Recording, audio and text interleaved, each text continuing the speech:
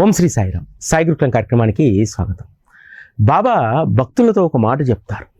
నాయందే మనస్సు నిలిపి భక్తి శ్రద్ధలతో మనపూర్వకంగా నన్ను ఆరాధించేటువంటి వారి యొక్క యోగక్షేమాలు నేను చూస్తాను. నేను మీకు ఇచ్చినటువంటి ఈ మాటను నిలబెట్టుకోవడానికి అవసరమైతే ప్రాణత్యాగానికైనా సిద్ధమని అంటారు. అంటే భక్తుల పట్ల బాబాకు ఉన్నటువంటి ప్రేమ, ఆ భక్తుడి యొక్క జీవితానికి గొప్ప భరోసా ఇవ్వడానికి. ఈరోజు సమాజంలో ఎవరి జీవితానికి ఎవరు భరోసా ఇవ్వగలుగుతారు? కేవలం సద్గురువు మాత్రమే తనను ఆశ్రయించినటువంటి వారికి భరోసానిస్తాడు. కష్టకాలంలో నేనున్నాను, ఎవరూ ఎదుర్కోనటువంటి విపత్కర పరిస్థితుల్లో ఎప్పుడూ నేను నీతో ఉంటాను, నేనే నీకు ఆధారం, నేనే నీకు ధైర్యం అని చెప్పి బాబా చెప్తారు. అందుకనే ఆనాటి భక్తులు బాబా వద్దకు వచ్చిన తర్వాత, బాబా ఆశ్రయం దొరికిన తర్వాత తమ జీవితంలో ఇది ఉంది ఇది లేదు అనేటువంటి లోటు లేకుండా బ్రతికారు. అంతేకాదు ఎంతో ధైర్యంతో బ్రతికారు. మీ అందరికీ లక్ష్మీబాయి షిండే గురించి రెండు విషయాలు తెలుసు. ఒకటి, లక్ష్మీబాయి షిండే బాబా పాలు రొట్టె దెమ్మంటే తెస్తే అది కుక్కకు వేస్తే బాబా పైనే అలుగుతుంది, ఒక సందర్భం. రెండవ సందర్భము, బాబా మహాసమాధి సమయంలో ఆవిడకు 9 నాణాలు నవవిధ భక్తికి సూచికగా ఇస్తారు. కానీ అంతకంటే లక్ష్మీబాయి జీవితంలో అద్భుతమైనటువంటి విషయాలు ఉన్నాయి. ఇంకొక సందర్భాన్ని కూడా మనం చదువుకుంటాం.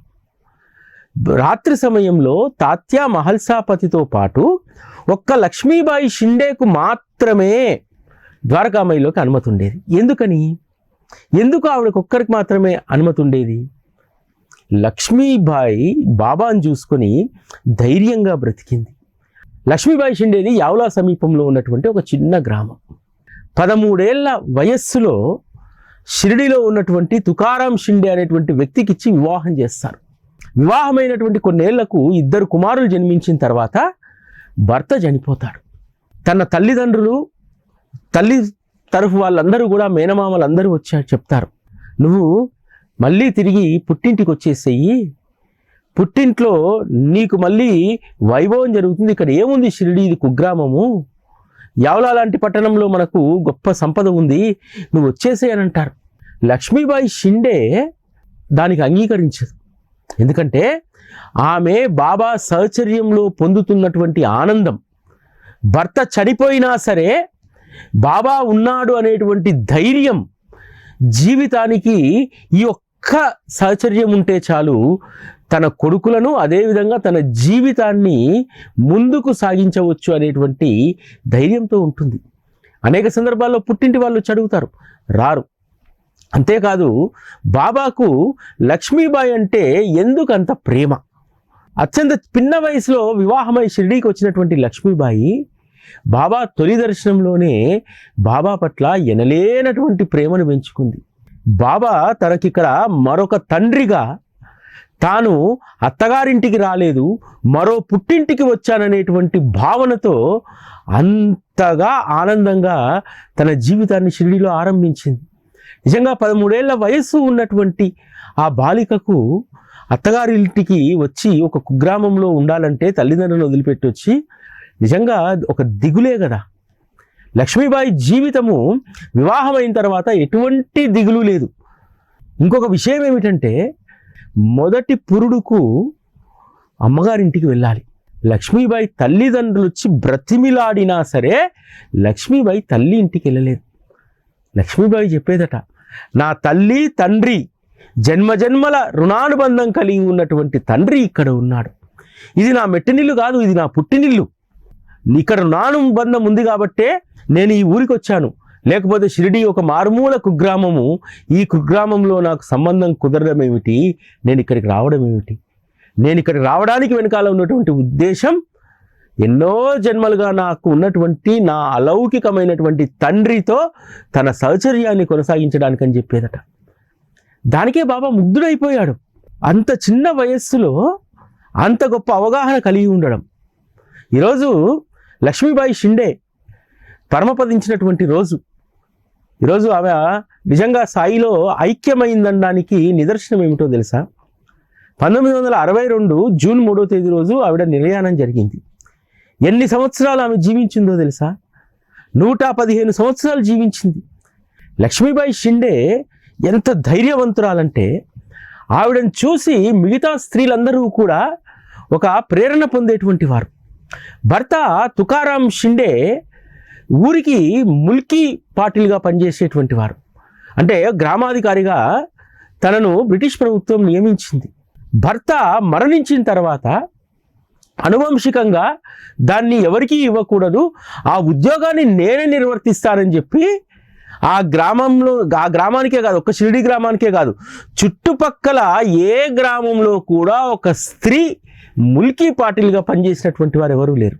ముల్కీ పాటిల్ పని ఏమిటంటే, గ్రామంలో పన్నులు నిక్కచ్చిగా వేసి రైతుల వద్ద నుంచి, అదేవిధంగా వ్యాపారుల వద్ద నుంచి, గ్రామ ప్రజల దగ్గర నుంచి నిక్కచ్చిగా ట్యాక్స్ వసూలు చేయాలి, చేసి దాన్ని ప్రభుత్వానికి జమ చేయాలి.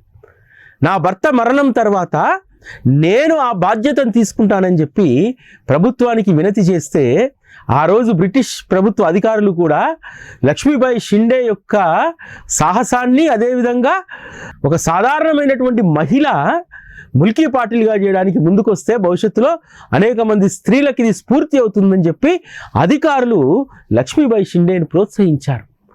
లక్ష్మీబాయి షిండే ఖాళీగా లేదు తన జీవిత పర్యంతం ఎప్పుడూ కూడా. అందుకనే బాబాకు లక్ష్మీబాయి షిండే ఇష్టం. బాబాకు సోమరిపోతులు, లేదో జీవితంలో ఒక అపవాదు జరగగానే, భర్త చనిపోతేనో ఇంకోటైతేనో విషాదంలో ఉంటేనో పూర్తిగా స్త్రీలైనా పురుషులైనా కృంగిపోతూ ఉంటారు. కానీ ఒక స్త్రీ అయ్యుండి భర్త అత్యంత తన చిన్న వయసులో, తను దాదాపు ఒక 20-22 సంవత్సరాలు వచ్చేటప్పటికీ వైధవ్యంలోకి వెళ్ళిపోయింది.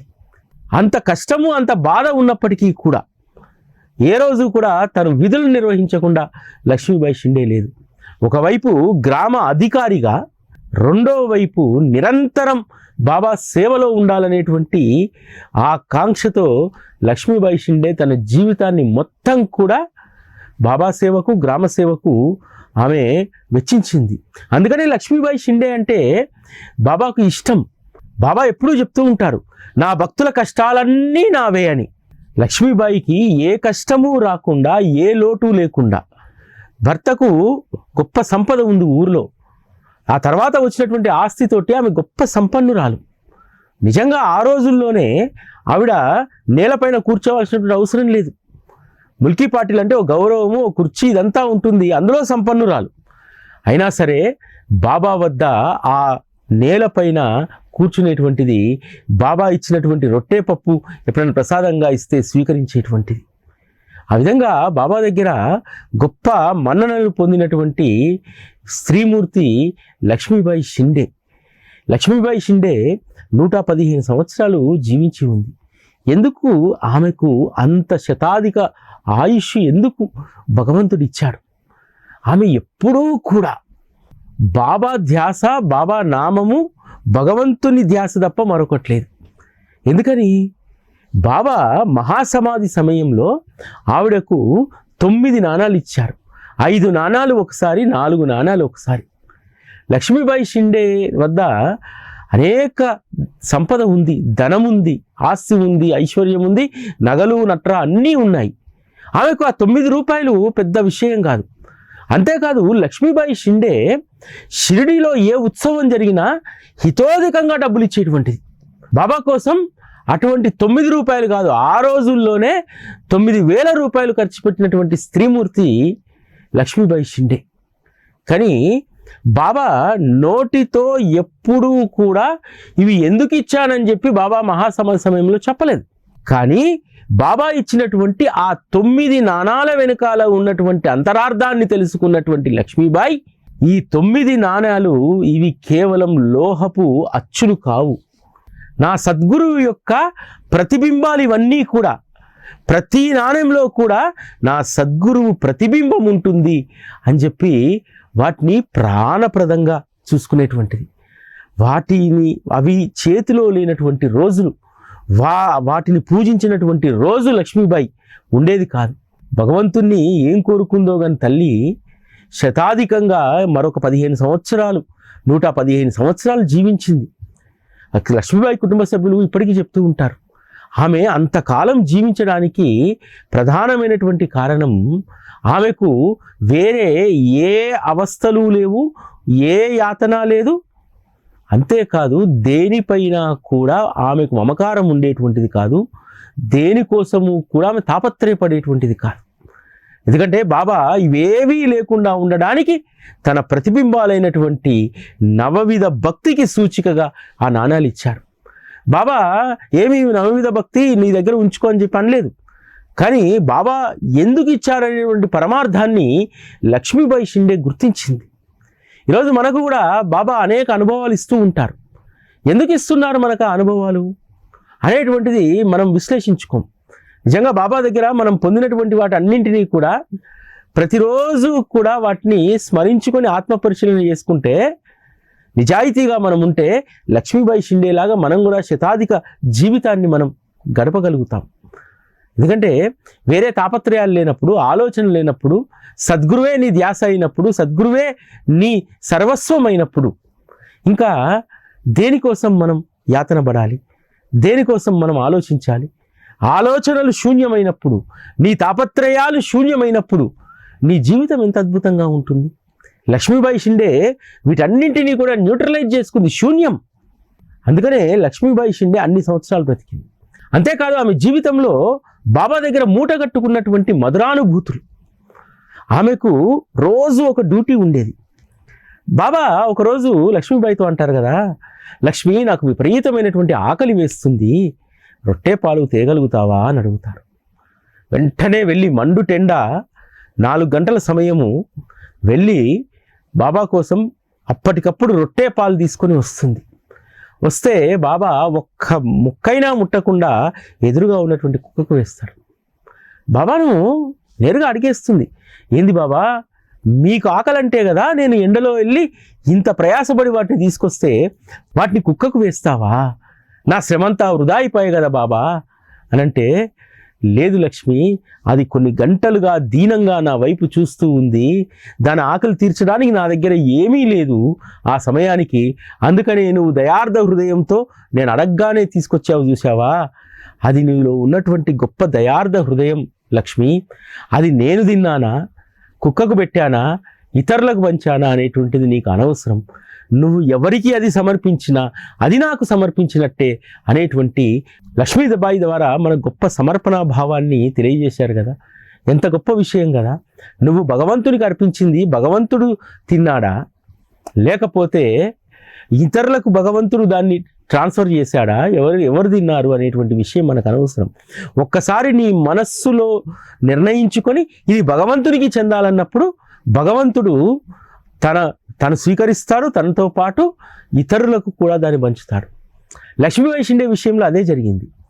నియమం ప్రకారం ప్రతిరోజు కూడా బాబా అడిగాడు కాబట్టి ఒకరోజు అది ప్రారంభమైందంటే అది నిరంతరంగా కొనసాగాలని చెప్పి లక్ష్మీబాయి నిర్ణయించుకుంది. కాబట్టి మరుసటి రోజు నుంచి కూడా రొట్టె పాలు తెస్తే బాబా ఎంతో ప్రేమతో ఒక అర రొట్టె తిని మిగతా అర రొట్టె రాధాకృష్ణాయికి పంపించేటువంటి వారు. రాధాకృష్ణాయి ఎప్పుడూ తన కోసం తను వంట చేసుకునేటువంటి వారు కాదు. బాబా ఏదైనా పంపితే, ప్రసాదం పంపితే తినేది, లేకపోతే మంచినీళ్ళు తాగి ఆ విధంగానే ఉండేది. ఎందుకంటే గొప్ప సాధకురాలు కదా. ఆ తర్వాత నుంచి ఆమెకు లక్ష్మీబాయి షిండే బాబాకు తెచ్చేటువంటి ఆ రొట్టెనే ఆ పాలే ఆవిడకు ఆహారంగా మారాయి. లక్ష్మీబాయి షిండే ఎంత పుణ్యం చేసుకుంది కదా. ఒక సాధకురాలు, యోగిని అయినటువంటి రాధాకృష్ణాయికి బాబా ప్రతిరోజు రొట్టెను పంపించడానికి కుక్క అనేటువంటి సాకును చూపెట్టి, కుక్క ఆకలి సాకును చూపెట్టి ఒక గొప్ప సేవను లక్ష్మీబాయి షిండే తోటి ప్రారంభింపజేశారు కదా. బాబా యొక్క చర్యలు చాలా అద్భుతమైనటువంటిది. అందుకనే మరి లక్ష్మీబాయి 115 సంవత్సరాలు జీవించగలిగింది. తనకు భర్త చనిపోయిన తర్వాత బాబాయే సర్వస్వము, బాబాయే తల్లి తండ్రి అని చెప్పి ఎవరెన్ని మాటలు చెప్పినా ఊరు వదిలిపెట్టుకోలేదు. అంతేకాదు, నేను ఒక స్త్రీని వైధవ్యంతో ఉన్నటువంటి దాన్ని అని చెప్పి చేతులు ముడుచుకొని కూర్చోకూడదు, ఎంతో మందికి స్ఫూర్తి ఇచ్చేలాగా నేను గ్రామ అధికారిగా, మున్సబుగా పనిచేయాలని చెప్పి బాధ్యతను నెత్తికెత్తుకుంది. 2 కుమారులు ఉన్నారు. వారి కోసము దాయాదులపైనో తల్లిదండ్రులపైనో లక్ష్మీబాయి షిండే ఆధారపడలేదు. బాబాను పరిపూర్ణంగా అర్థం చేసుకున్నటువంటి వారు ఇటువంటి విపత్కర పరిస్థితుల్లో ఇంత ధైర్యంగా బ్రతకగలుగుతారు.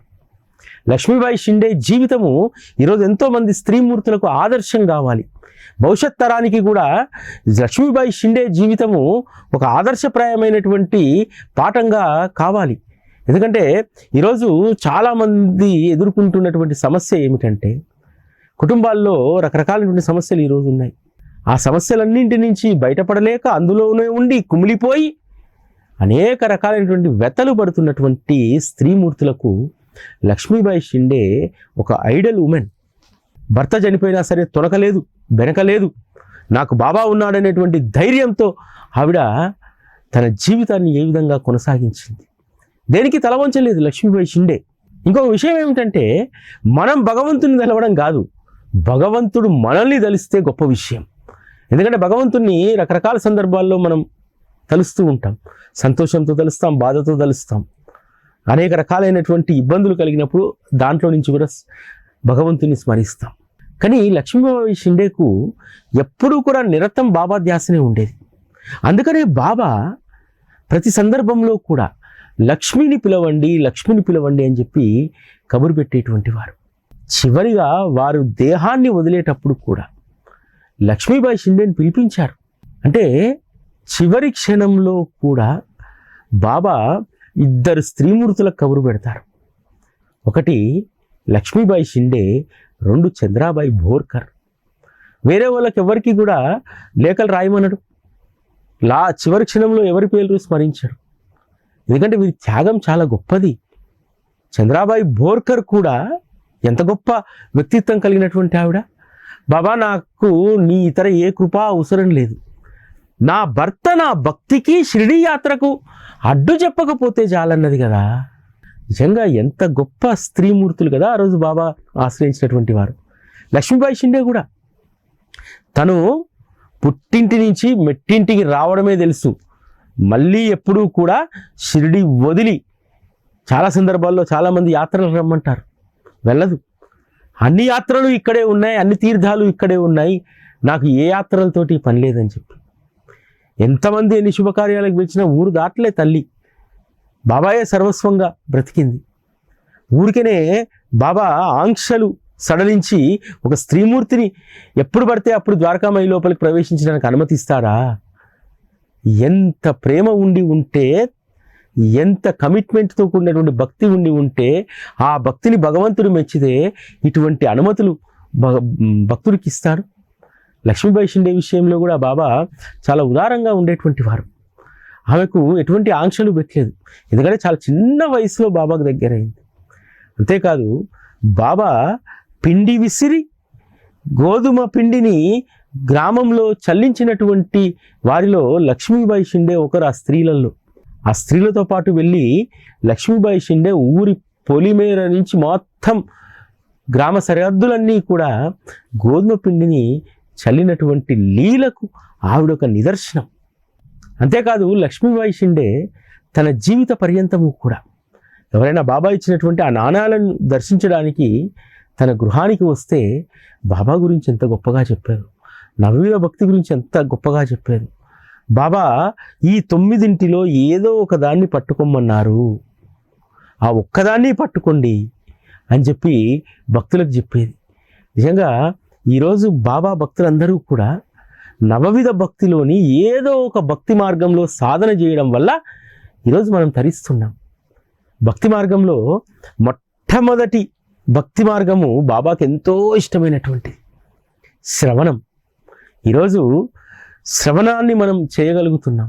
శ్రవణం పట్ల మనకు ఆసక్తి కలిగింది, పారాయణ పట్ల మనకు మక్కువ కలిగింది. నవవిధ భక్తిలో మొట్టమొదటి భక్తిని సాధనంగా మనందరి చేత ఎంపిక చేయించబడి మనందరం ఈరోజు తరించడానికి గొప్ప సద్గురువు మనకు లభించారు. అందుకనే ఈ నవవిధ భక్తిలో ఏ ఒక్క భక్తి మార్గాన్ని పట్టుకున్నా మన జీవితం తరిస్తుందని చెప్పి బాబా చెప్పారు కదా. అనంతరావు పటాంకర్ కథలో బాబా అదే చెప్తారు కదా, ఈ షట్శాస్త్రాలు, వేదాలు, ఉపనిషత్తులు వీటన్నింటికంటే కూడా నువ్వు నవవిధ భక్తి మార్గంలో ఏదో ఒక దాన్ని అనుసరిస్తే అవి అత్యంత సునాయాసంగా నీకు అవగాహన అవుతాయి. ఎందుకంటే భక్తి లేకపోతే ఏది కూడా మనం సాధించలేం. లక్ష్మీబాయి షిండే అనన్యమైనటువంటి భక్తి, బాబాకు సేవాభక్తి అనేటువంటి ఆ నవవిధ భక్తిలో సేవను ఆ తల్లి ఎంపిక చేసుకుంది. బాబా కోసం ఎప్పుడూ ధనాన్ని వెచ్చించడంలో వెనక్కి వెళ్ళలేదు తల్లి. అవసరమైతే తానే అన్ని రకాలైనటువంటి ఖర్చులు పెట్టుకుంటానని చెప్పి శ్రీరామనవమికి, గురు పౌర్ణమి ఉత్సవానికి ఆ తల్లి ఉదారంగా ఖర్చు చేసేటువంటిది. ఆ తర్వాత బూటీ లాంటి వారు అందరూ వచ్చిన తర్వాత మరింత డబ్బు అక్కడ వినియోగం చేయడం ద్వారా ఉత్సవాలన్నీ కూడా అంగరంగ వైభవంగా జరిగాయి. మొదట గురు పౌర్ణమి, శ్రీరామనవమి ఉత్సవాలకు ఎక్కువగా షిరిడీ గ్రామస్తులే డబ్బును ప్రోగు చేసుకొని ఆ ఉత్సవాలు చేసేటువంటి వారు. అందులో అగ్రభాగం లక్ష్మీబాయి షిండేది ఉండేది. లక్ష్మి అనేటువంటి పేరు పెట్టినందుకు తల్లిదండ్రులు ఆ నామాన్ని సార్థకం చేసుకుంది ఆ తల్లి. బాబా కోసం ఎంత ధనాన్నైనా వెచ్చించడానికి ఏ రోజు కూడా వెనక్కి వెళ్ళలేదు. ఇటువంటి స్త్రీమూర్తుల యొక్క గాథలు వింటూ ఉంటే ఎంత ప్రేరణ కలుగుతుందంటే, అన్నీ ఉండి అన్నీ సవ్యంగా ఉన్నటువంటి వాళ్ళకు భక్తి ఉండడం వేరు. అత్యంత చిన్న వయసులో వైధవ్యంలోకి నెట్టబడి పిల్లల బాధ్యతను చూసుకుంటూ ఆ రోజు ఒక స్త్రీమూర్తి ఇంత ధైర్యంగా భక్తి మార్గంలో అందరితో పాటు సమానంగా బయటికి రావడం అనేటువంటిది అంత సులువైనటువంటి విషయం కాదు. ఆ రోజు ఉన్నటువంటి పరిస్థితుల్లో స్త్రీమూర్తులు భర్త యాత్రలకు వెళ్తేనో లేకపోతే బంధువులు వెళ్తేనో వాళ్ళ వెంటబడి వెళ్ళాలి. ఎక్కడికి ఊళ్ళో ఉన్నటువంటి గుడికి పోయినా భర్త లేకుండా వెళ్ళేటువంటి వారు ఎవరు లేరు ఆ రోజుల్లో. అటువంటిది లక్ష్మీబాయి షిండే తన భక్తికి వైధవ్యం అడ్డు రాలేదు. తన యొక్క భక్తికి తన భర్త లేడు, నేనొక ఒంటరి మహిళను అనేటువంటి అది ఎప్పుడూ కూడా అడ్డు రాలేదు. ఈరోజు కూడా బాబా మార్గంలో అనేక మంది స్త్రీమూర్తులు లక్ష్మీబాయి షిండే పరిస్థితి ఉన్నప్పటికీ కూడా, అంటే చిన్న వయసులో భర్తను కోల్పోవడం, లేకపోతే సింగిల్ పేరెంట్గా ఉండడం, ఇటువంటి ఉన్నటువంటి వాళ్ళందరూ కూడా ఎంత ధైర్యంగా వారి జీవితాన్ని కొనసాగిస్తున్నారు. చాలామంది నాకు తెలిసినటువంటి స్త్రీమూర్తులు చాలా విపత్కరమైనటువంటి పరిస్థితుల్లో ఉన్నా సరే, సమాజం దృష్టిలో కొంత చిన్న చూపు వాళ్ళని చూసినా సరే వారు ఎప్పుడు కూడా దాన్ని పట్టించుకోరు. శ్రీ సాయిబాబా ఉన్నాడు, వారి సహచర్యంలో మనం ఉన్నాం, వారి అండ ఉంది, నాకు ఈ సమాజపు అండ అవసరం లేదు, నా సద్గురు యొక్క అండ ఉంటే చాలు అంటూ మొండిగా బ్రతుకుతున్నటువంటి వాళ్ళు ఎంతోమంది ఉన్నారు ఈరోజు బాబా మార్గంలో. బాబా మార్గము, సాయిబాబా అనేటువంటి భక్తి కేవలం పూజకో పునస్కారానికో కాదు. సాయిబాబా భక్తి మార్గంలో గొప్ప ధైర్యం ఉంటుంది, గొప్ప సాహసం ఉంటుంది. నిన్ను నువ్వు నిలబెట్టుకోవడానికి కావలసినటువంటి సపోర్ట్ స్ట్రక్చర్ను బాబా మనకిస్తాడు. సపోర్ట్ స్ట్రక్చర్ అంటే మళ్ళేదో మనకు అన్ని సమకూర్చడం కాదు, నీకు నువ్వుగా నిలబడేటువంటి శక్తిని ఇస్తాడు. అంగవైకల్యం ఉన్నటువంటి వారు తమకు తాను నిలబడలేనట్టు సమస్యలు, అనేక రకాలైనటువంటి సామాజిక రుగ్మతలతో బాధపడేటువంటి వారు, సామాజికమైనటువంటి ఇబ్బందులు ఎదుర్కొన్నటువంటి వారు వారికి వారుగా మనోధైర్యంతో ముందుకు వెళ్ళలేరు. కానీ బాబాను ఆశ్రయించినటువంటి వాళ్లకు ఇటువంటి అంగవైకల్యాలు అస్సలు ఉండవు. సమాజం ఏమనుకుంటుంది, సమాజం నేనేమైనా చేస్తే తప్పుపడుతుందేమో, సమాజం నుంచి నాకు ఏమైనా సపోర్ట్ రావాలి అనేటువంటి దాన్ని ఏ రోజు కూడా ఆశించరు.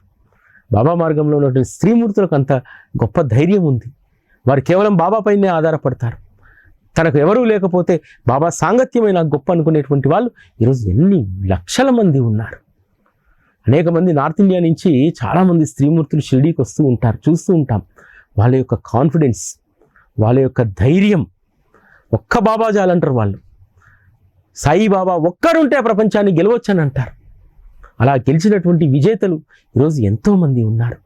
ఈరోజు లక్ష్మీబాయి షిండే నిర్యాణం సందర్భంగా మనం ఆమె యొక్క భక్తిని, అదేవిధంగా సమాజంలో బాబా అనేటువంటి తోడు ఉంటే ఎంత ధైర్యంగా, ఎంత మొండిగా జీవించవచ్చు అనేటువంటి విషయాన్ని మనం తెలుసుకున్నాం. ప్రతిరోజు బాబా మార్గంలో అద్భుతమైనటువంటి పాఠాలు, అనుభవాలు ఉంటూనే ఉంటాయి. అటువంటి అనుభవాలను, పాఠాలను మన జీవితానికి కూడా మనం అన్వయించుకుంటూ వాటి ద్వారా స్ఫూర్తి పొందుతూ బాబా మార్గంలో విజేతలుగా మనం ముందుకు సాగాలి. ఇది ఈరోజు సాయి గురుకులం. మళ్ళీ రేపటి కార్యక్రమంలో కలుసుకుందాం. అప్పటి వరకు సెలవు. నమస్కారం.